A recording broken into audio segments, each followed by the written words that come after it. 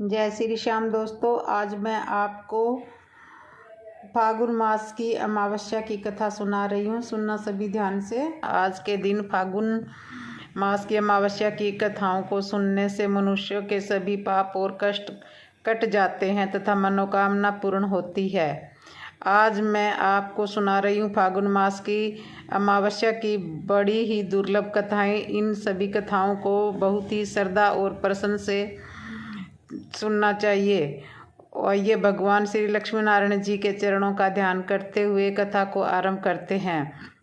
एक गांव में सास और बहू अकेले रहते थे और उनका बेटा विदेश में कमाने के लिए गया था। सास और बहू बहुत अच्छे से रहते थे। दोनों एक दूसरे की देखभाल करते थे। एक दिन बहू ने सास को खाना नहीं बनाया तो सास ने बहू से पूछा कि आज तुमने खाना क्यों नहीं बनाया। तब बहू ने कहा कि सासू माँ, आज मेरा अमावस्या का व्रत है, इसलिए मैंने खाना नहीं बनाया।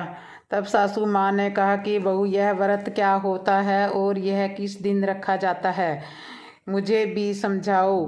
तब बहू ने कहा कि सासू माँ, अमावस्या का व्रत करने से बहुत पुण्य मिलता है, घर में धन धान्य की बढ़ोतरी होती है और सुख शांति बनी रहती है, अटल सुहाग मिलता है और पुत्र प्राप्ति भी होती है। इस व्रत में प्रत्येक वर्ष अलग अलग खाना खाया जाता है और विष्णु भगवान जी के मंदिर में चढ़ावा चढ़ाया जाता है या फिर किसी ब्राह्मण को दान दिया जाता है। इस व्रत में पहले साल शक्कर आदि से खाना खाया जाता है। पहले साल व्रत पूर्ण करने के बाद 1.25 किलो चावल और 1 कटोरी घी तथा 1 कटोरी शक्कर का दान किया जाता है, किसी ब्राह्मण को दान दिया जाता है। दूसरे साल जो घी और शक्कर से खाना खाया जाता है। अब दूसरे साल व्रत पूर्ण हो जाए तब 1 कटोरी घी 1 कटोरी शक्कर किसी मंदिर में चढ़ाए या फिर किसी ब्राह्मण को दान देना चाहिए। तीसरे साल गुड़, तिल और घी से बने व्यंजन खाने चाहिए। तब तीसरे साल व्रत पूर्ण हो जाए तो आधा किलो तिल, गुड़ तथा 1 कटोरी घी किसी मंदिर में चढ़ाना चाहिए। फिर बहू ने कहा कि इस व्रत का अगर संकल्प लेते हैं तो इसे पूरा करना बहुत ज़रूरी होता है। अगर पूरा नहीं कर सकते तो सास बहू में झगड़ा और घर में अशांति आती है।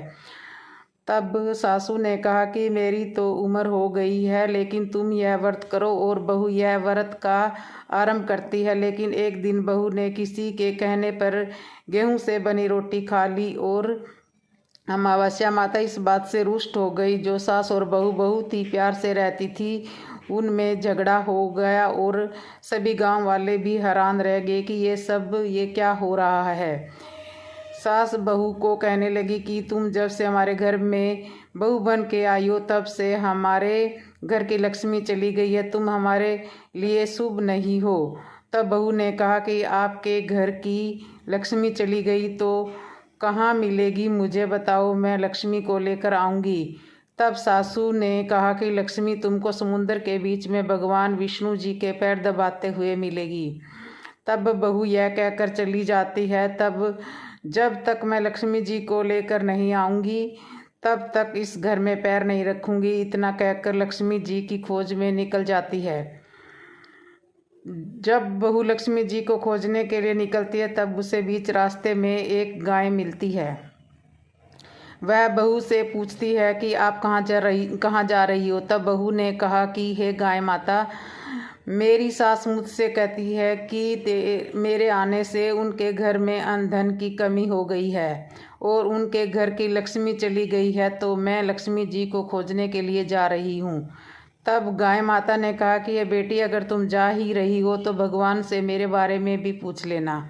माता ने कहा कि तब बहू बोलती है कि ठीक है गाय माता, बताओ मैं आपके बारे में क्या पूछ लूँ। तब गाय माता बोलती है कि मेरा जब भी बछड़ा होता है वह मर जाता है, जिंदा नहीं रहता। तुम ये बात भगवान से पूछ लेना कि मेरे साथ ऐसा क्यों हो रहा है, मैंने ऐसे कौन से कर्म किए हैं भगवान से। तब बहू बोलती है, गाय माता, मैं आपके बारे में ज़रूर पूछ लूँगी। यह कहकर बहू आगे बढ़ जाती है।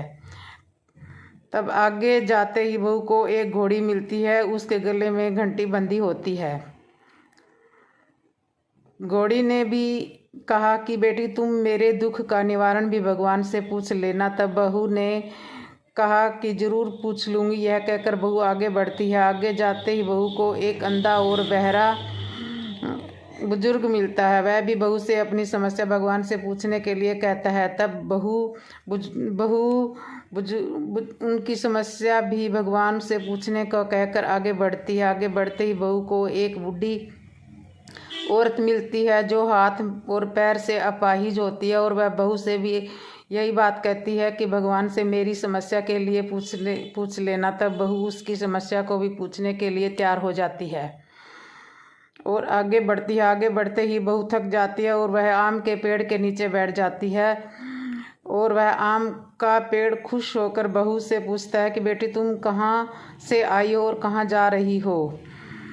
तब बहू बताती है कि वह लक्ष्मी जी को लेने जा रही है। तब पेड़ भी अपनी समस्या भगवान को पूछने के लिए कहता है कि मेरे पेड़ पर आम तो लगे हैं, लेकिन इस बारे में आप भगवान को पूछ लेना। तब उसकी समस्या को लेकर वह आगे बढ़ जाती है। बहू को एक तलाई मिलती है। वह भी बहू को बताती है कि तुम भगवान से पूछना कि भगवान मेरी तलाई का पानी इतना मैला और कुचैला क्यों होता है, इसे कोई नहीं पीता। तब बहू कहती है आपकी भी समस्या मैं ज़रूर पूछ लूँगी। ऐसा कहकर वह आगे बढ़ जाती है। बहुत दिन जंगल में भटकते भटकते वह थक जाती है। उसे भूख भी लग जाती है, लेकिन खाने को कुछ नहीं मिलने से वह बहुत ही व्याकुल हो जाती है और अंत में जंगल में बेहोश हो जाती है। उसी समय भगवान विष्णु और माता लक्ष्मी जी वहाँ से विचरण करते हुए जाते हैं। तब माता लक्ष्मी जी विष्णु जी से कहती है कि हे नाथ, यह आपकी बहुत बड़ी भक्त है, आप इसके दुखों का निवारण करो। तब भगवान विष्णु जी कहते हैं कि ये इस संसार में बहुत ही से जीव जंतु बहुत दुखी है, सभी अपने अपने कर्मों का फल भोग रहे हैं, मैं किस किस के दुख का निवारण करूं। तब माता लक्ष्मी ने विष्णु जी से विनती की और कहा कि वह भूख प्यासी और इसे यहाँ अगर ऐसा छोड़ दिया जाए तो जंगली जानवर इसे खा जाएंगे और अपना शिकार बना लेंगे। माता लक्ष्मी की बात सुनकर भगवान विष्णु एक साधु का वेश धारण करके बहू के पास जाते हैं और बहू को होश में लाते हैं। बहू के होश में आते ही साधु भेष में भगवान उनसे पूछते हैं कि वह यहाँ क्यों आई है और कहाँ जा रही है। तब बहू बोलती है, अपनी सारी बात उनको बताती है। उनकी बात सुनकर भगवान विष्णु और माता लक्ष्मी जी प्रकट हो जाते हैं और उनके साथ अमावस्या माता भी प्रकट हो जाती है। बहू उनके चरणों में गिरकर वंदन करती है और उनको साथ माता बहू को कहती है कि बेटी तूने मेरे व्रत को खंडित किया है, इसी से तुम्हारी ये दशा हुई है, तुम्हें ये सज़ा मिली है तुम्हें, लेकिन अब मैं तुम्हें माफ़ करती हूँ और तुम घर जाकर तुम्हारा घर अन्न धन से संपन्न होगा। तुम्हारा घर बहुत सुंदर महल में बदल जाएगा, मनोकामना पूर्ण होगी। और ये सब होने के पश्चात बहू भगवान से कहती है, मुझे रास्ते में जो मिला उन सभी के दुखों का निवारण करने के लिए मैं आपसे विनती करती हूँ। तब भगवान विष्णु बोलते हैं कि गाय ने कभी अपना दूध किसी को नहीं पिलाया, उस वजह से उसका बछड़े जिंदा नहीं रहते। तुम उनका दूध भी पी लेना, जिससे उनके बछड़े जिंदा रहने लग जाएंगे। भगवान कहते हैं कि घोड़ी पिछले जन्म में आटा पीसने वाली महिला थी। वह किसी का आटा पीस के नहीं देती थी, इसलिए उसके गले में चक्की के पाट बंधे हुए हैं। तुम उसके पाट खोल देना, वह बिल्कुल ठीक हो जाएगी। उसके बाद भगवान कहते हैं कि जो बुजुर्ग तुम्हें मिला था वह कभी मंदिर में नहीं गया और ना ही उसने कभी भगवान के भजन किए, ना ही सुने, इसलिए मंदिर में ले जाना और दर्शन करवा देना, वह भी ठीक हो जाएगा। फिर जो बुजुर्ग महिला तुम्हें मिली थी वह कभी भी अपनी जवानी में दान पुण्य नहीं करती थी, इसलिए उनकी ये दशा हुई है। तुम उससे दान पुण्य करवा देना, उसकी विकलता दूर हो जाएगी, इसलिए उसे यह सजा। फिर वो आम का पेड़ मिला, जो आम के पेड़ ने कभी भी किसी बच्चे को अपने आम नहीं खाने दिए, इसलिए उनकी ये दशा हुई है, इसलिए उनके आम खट्टे, तुम उस पेड़ का आम खा लेना, उनके आम मीठे हो जाएंगे। तब पानी का तलाई पिछले जन्म में देवरानी जेठानी था, वह हमेशा झगड़ती रहती थी, इसलिए उसका पानी मैला ही कुचैला है, तुम उसका पानी पी लेना, वह तलाई शुद्ध हो जाएगी। बहू ने भगवान विष्णु माता, लक्ष्मी माता और अमावस्या माता को नमन करके घर जाने के लिए निकलती है और रास्ते में उसे जो मिलता है सभी की समस्या भगवान के कहे अनुसार दूर करती है। सभी उसे आशीर्वाद देते हैं और घर जाते ही उसका घर एक बहुत सुंदर महल में परिवर्तित हो जाता है। घर में अन्न धन भरा मिलता है। बहू सास से कहती है कि सासू माँ, आपने सच में कहा था कि आपके लिए मैं शुभ नहीं हूँ।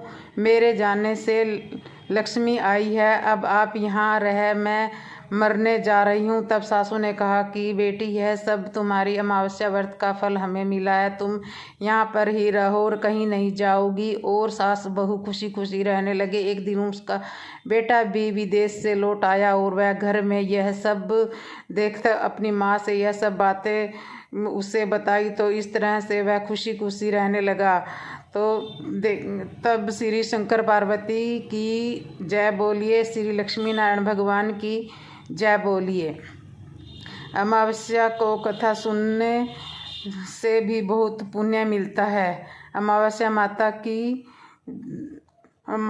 माता की सब पर कृपा बनी रहती है, मनोकामना पूर्ण होती है। कथा को पूरा आवश्यक सुनना। इस आवश्यक के साथ एक साहूकार के 7 बेटे थे और एक बेटी थी। वह घर में एक जोगी भिक्षा मांगने आता था। जोगी को साहूकार की बहू भिक्षा देती थी, वह लेकिन ले लेता था, लेकिन जब बेटी भिक्षा देती थी तो उसकी भिक्षा नहीं लेता था। लेकिन जब नहीं लेता था तो इस पर उसने इसके बाद में वह बहुत लिखा है कि यह बहुत सुनकर बेटी को बहुत चिंता हुई, उसका शरीर कमज़ोर होने लगा। उसकी माँ ने पूछा कि बेटी, तुम इतने दिनों इतनी कमज़ोर क्यों हो रही हो, क्यों दिखाई दे? तब उसने बताया कि एक जोगी भिक्षा मांगने आता है जो कहता है कि बेटी, तू सुहागन है लेकिन इसके नसीब में सुहाग नहीं है। यह बात सुनकर उसकी माँ ने कहा कि मैं कल सुनूंगी। अगले दिन जब वह जोगी भिक्षा लेने के लिए आया तो उसकी माँ ने छुप कर बैठ गई। तब बेटी भिक्षा देने लगी तो जोगी ने वही बात फिर से बोली। इतनी बात सुनकर बेटी की माँ बाहर आई और बोली कि एक तो तुम्हें भिक्षा देते हैं और दूसरा तुम हमें अशुभ बातें बताते हो। तब जोगी बोला कि गाली नहीं देता, सच कहता हूँ। हाँ, इस आपकी बेटी के भाग्य में सुहाग नहीं है, यह पता दुख ही लिखा है, यह भी बता। तो इसका क्या? उस बेटी की माँ बोली कि इसको कैसे दूर किया जा सकता है? तब भिक्षु ने बताया कि एक सोना नाम की धोबन रहती है जो सोमवती अमावस का व्रत करती है। अगर वह उनकी सेवा करोगे तो आपके विवाह में शुभ बनेगा। यह सुनकर माँ बहुत रोने लगी और सोना धोबन की तलाश में जाने लगी। चलते चलते रास्ते में तेज धूप पड़ने लगी। वह साहूकारनी एक पीपल के पेड़ के नीचे बैठ गई। उस पेड़ के ऊपर एक गरुड़ पक्षी घोंसला बनाकर रहता था। उसमें गरुड़ का छोटा बच्चा था। साहूकारनी को घोंसले के पास एक सांप जाता दिखाई दिया। उसने उस गरुड़ के बच्चे को बचाने के लिए उस सांप को मार कर ढाल के नीचे रख दिया। जब गरुड़ पंखनी आए तो उसने घोंसले के पास खून खराबा देखकर वह बहुत क्रोधित हुए और साहूकारनी को चोंच मारने लगे। तब साहूकारनी बोली कि मैंने तो आपके बच्चों की जान बचाई है, यह सांप तुम्हारे बच्चों को डसने के लिए आया था, मैंने इसको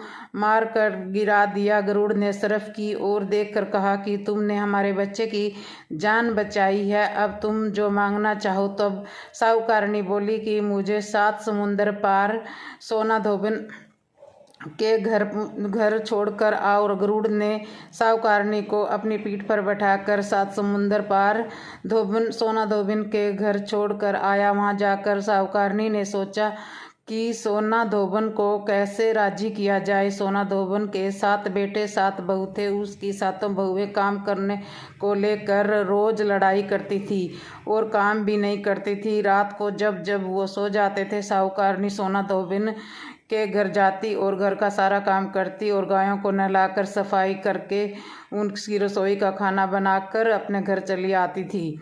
चौका बर्तन करती थी, आटा पीस कर कपड़े धोती, पानी भरती और एक दिन होने से पहले चली जाती थी। बहुएं सोचती थी कि यह सारा काम कौन कर रहा है, लेकिन कभी एक दूसरे से पूछती नहीं थी यह सब काम करता कौन है। एक दिन धोबन ने कहा कि तुम आजकल लड़ती भी नहीं हो, काम भी ठीक कर रही हो। तो बहुओं ने कहा कि सासू जी, काम तो हमें ही करना पड़ता है, चाहे हम लड़कर करें या राजी राजी करें, इसलिए लड़ाई करने का क्या फ़ायदा। सोना धोबन ने सोचा कि आज देखा जाए कि कौन सी बहू काम करती है।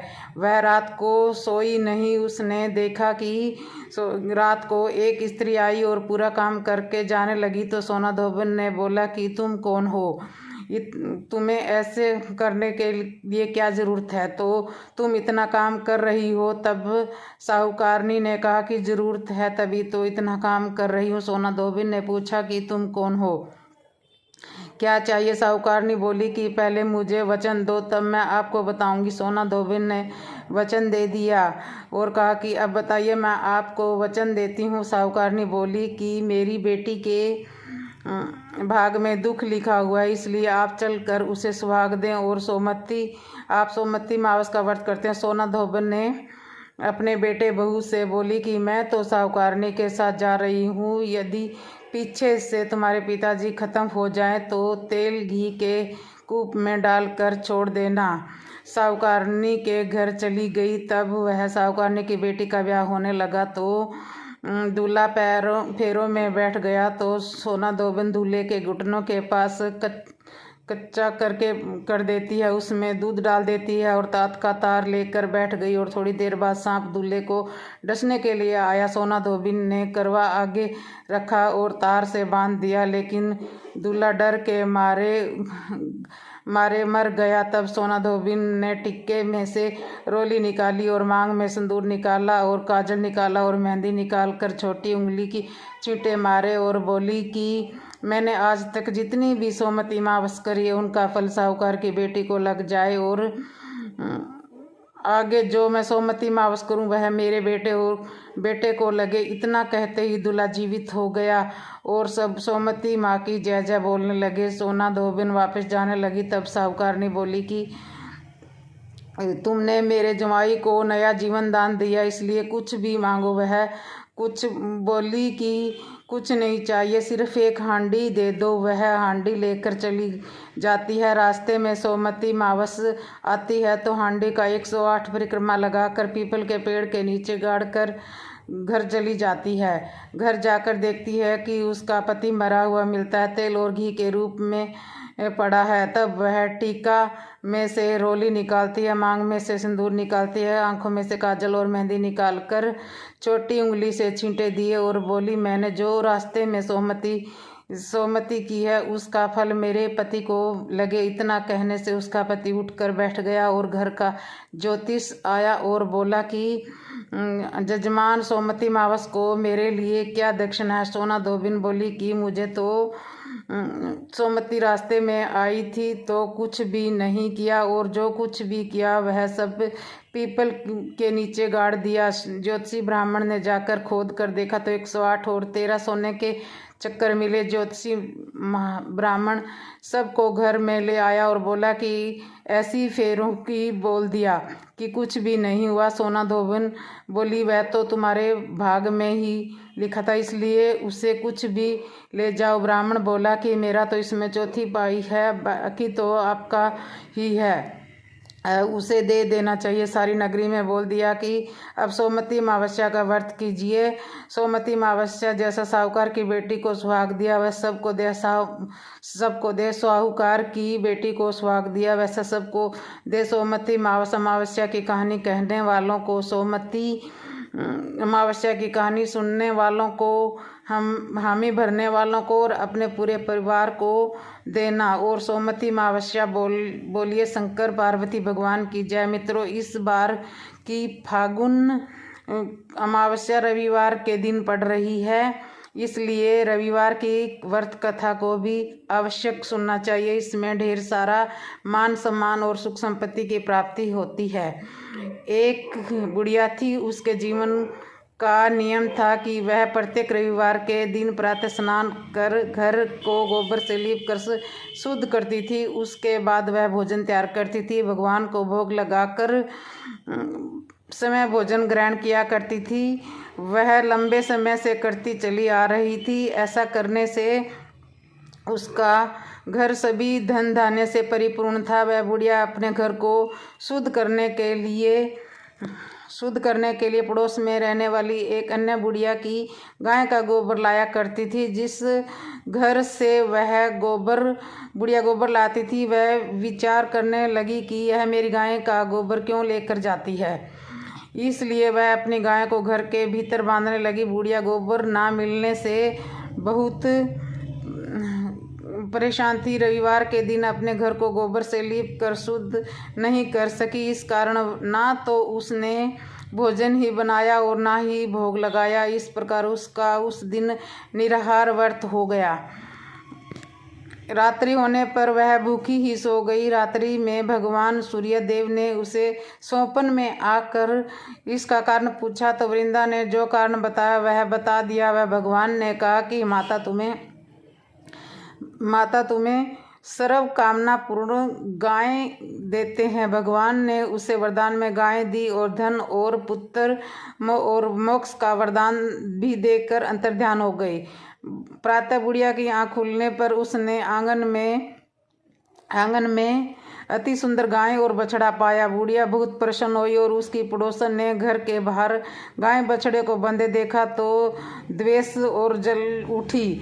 और साथ ही देखा कि गाय ने सोने का गोबर किया। उसने वह गोबर अपनी गाय के गोबर में बदल दिया। रोज ही ऐसा करने लगी।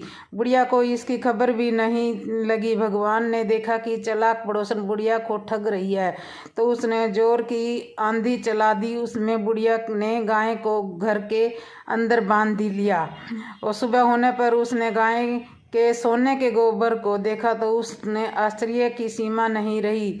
अब वह गाय को भीतर ही बांधने लगी। उधर पड़ोसन ने ईर्ष्या से राजा को शिकायत कर दी कि बुढ़िया के पास राजाओं के योग्य गाय हैं जो सोना देती है। राजा ने यह बात अपने दूतों से गाय मंगवा ली और बुढ़िया ने वियोग से अखंड व्रत तोड़ रखा गया और उधर राजा का सारा महल गाय के गोबर से भर गया। भगवान ने राजा को सपने में गाय लौटाने को कहा। प्रातः होते ही राजा ने ऐसा ही किया और साथ ही पड़ोसन को उचित दंड दिया। राजा ने सभी नगरवासियों को व्रत रखने का निर्देश दिया। तब से सभी नगरवासी यह व्रत रखने लगे और उन्हें खुशियों की प्राप्ति हुई।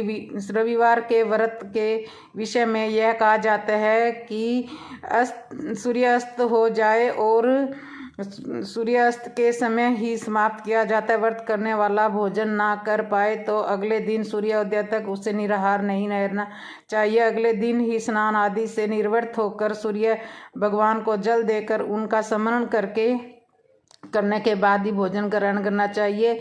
सूर्यास्त की पूजा करने के बाद आरती का श्रवण व गायन करना चाहिए। सूर्य देव की जय बोलिए, श्री लक्ष्मी नारायण भगवान की जय बोलिए। तो गाइज, कैसे लगी ये हमारी फागुन की अमावस्या की कहानी? एक बार बोलो विष्णु भगवान की जय।